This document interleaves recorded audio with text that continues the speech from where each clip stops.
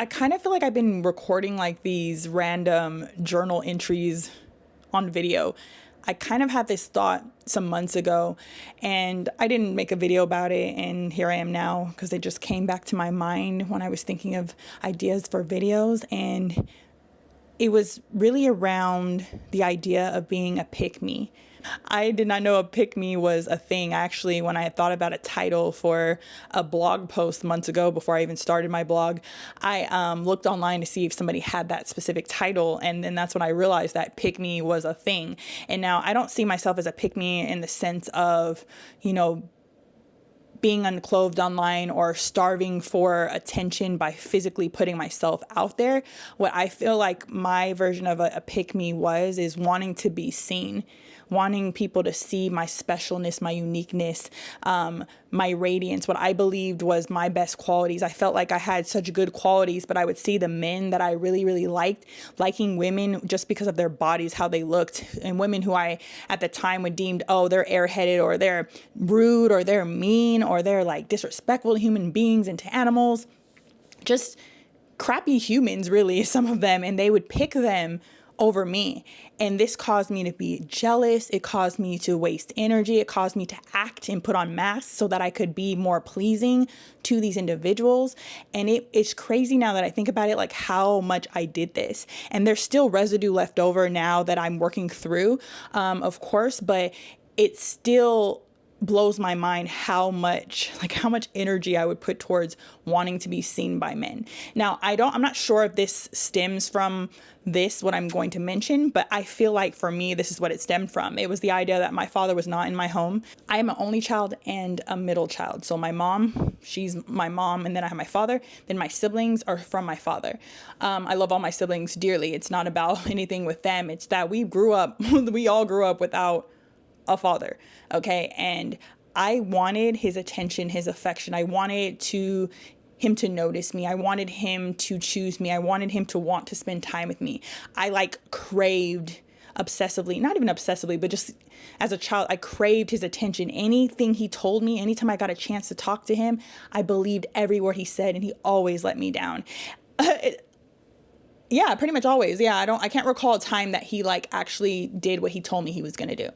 And so that's a whole nother thing to unpack maybe in another video, just the idea of fathers, that relationship, or even parents in general, parent figures, and they tell you one thing or they give you their word and then they don't follow through on that, and then how that can impact you later. Now, my mom was always there, was always present, but he decided to step out on his marriage. He decided to not be there for his children. And it's unfortunate, but I can't regret it myself. I can't be mad at him now as an adult, because if he never would have done those things, I don't think I would be on the journey that I'm on now. And so that's where I could have gratitude and compassion, understanding that he was a hurt little boy going through his things. And so I'm not here to condemn him or judge him or be mad at him about that. That's literally not what this video is about. But the fact of the matter is that is what happened, is that he left. He did not stay for his responsibilities, and he did it multiple times. And that, for some reason, as a child, made me, impacted me in a way where I craved it. I wanted the male attention. It wasn't in a sense of I was dressing provocatively, or if you watch, if you look at my content, even my old pages, if you're my friend, people who know me know, I barely went outside in a bikini. It wasn't even a bikini. It was a one piece. Outside in a one piece it was 2021. That was my first time in forever that I did that in a public place. I went to a pool party for my sister Panama's birthday here in Vegas. So there's that. I'm still not really about showing my body in that way. I'm getting more comfortable and wearing more clothing again, like I used to when I deemed myself to be more fit, more lean, and more confident. And I'm doing those things now. But for so long, it was really the pick-me was about the emotional connection. I just wanted someone to choose me for once, to keep his word, to show love towards me. And I know people have this same mentality, this same desire with, like I said, a parent figure. It could be with a man. It could be with even friends, where you start to, you want your friends to see you. You want to not feel alone. You want to feel seen in this world of so many people. And that that feeling, like how I felt back then, like it breaks my heart, because it's like you had so much, but I didn't realize it.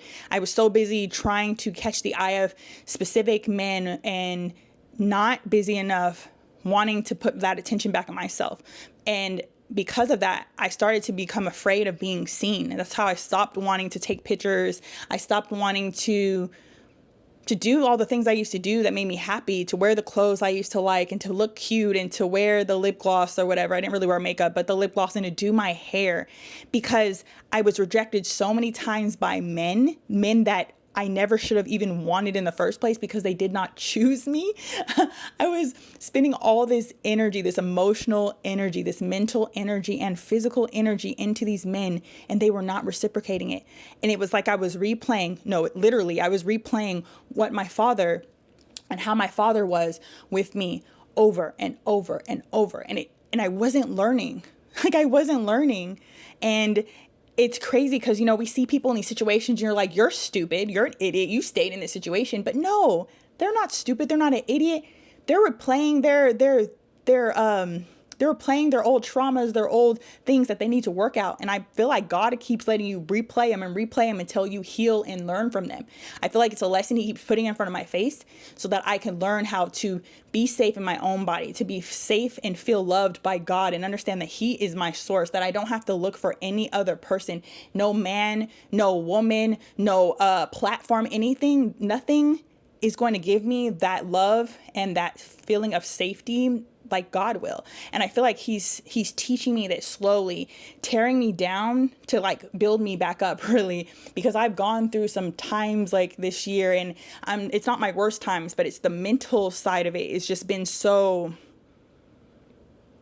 refreshing. Like, I don't know the right words. It's so healing. Like like learning how to meet myself, love myself, be okay with being by myself. And I'm not lying to you. This journey, it gets lonely sometimes. It does. But I would choose this over being the pick me, the girl who wants the attention, wants to be seen, wants to be heard by others. Now I'm choosing to do that with myself. I'm okay with doing the things I do by myself. I'm okay with going on the solo dates. I'm okay if a guy doesn't find me attractive. I'm okay if a girl doesn't find me attractive. I'm learning to not value others' opinions so much, and to value my own, to value what I feel like I love and I enjoy. I'm learning how to not morph into someone else when I'm around other people, because that's something I used to do a lot in high school. Like, because I could kick it with all kinds of individuals, all different styles, cultures. But what I tended to do back then is I would turn into like this mask of this human being when I was around these people. And I feel like it wasn't the right thing to do. I wasn't being my true self in all these situations. And now that I'm starting to do this and not be this fake version of myself, it's making me feel so much more free, so much more confident, so much more loved, so much more energetic. This video, like I said, I'm just speaking from what I was feeling at that time, at this time of speaking on this. And so I hope that all makes sense. And I hope that with this video, you choose, if you are a person who you feel like you're a pick me, and I don't mean it in the negative way, I'm just saying a person who wants to be seen, a person who wants to be heard, who wants love, safety, all the things that we need as human beings, and especially as a woman, just wanting to have that camaraderie, that love, that passion, the no fear of being like creative, of being yourself, of being wild or feral, just being absolutely you, being energetically you, just loving you. I hope that if you are that person, that this gives you permission to do those things, permission to be seen, permission to love, permission to be yourself, permission to create.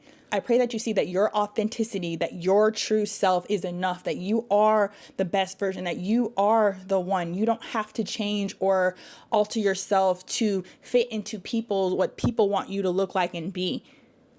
You could be you, and the right people, they are going to be attracted to you. The right people are going to see you.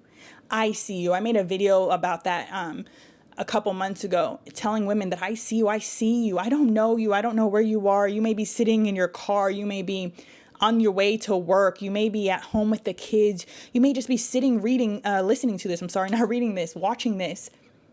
I see you, and it's okay to be seen. It's okay to want to be picked, but be picked by you. You choose you first. And I know I made that video like a little while ago about being the love of your life first. Be the love of your life first, and everything else will follow.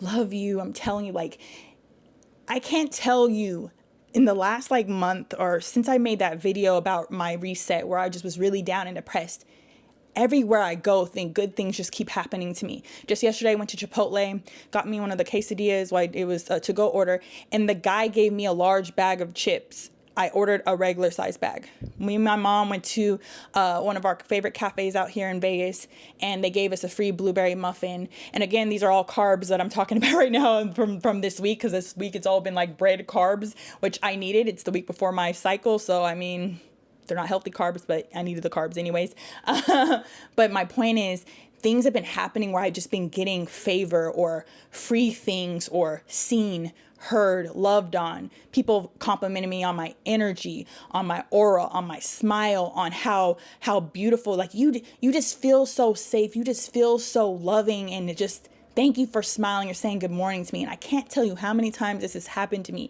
and it gives me like goosebumps. It's crazy to me how I went from being so down and depressed about 2 months, a month and a half ago, to now where I'm starting to lose weight. I'm starting to get happier. I'm starting to get dressed, do my hair, paint my nails again, put lip gloss on, drink good water.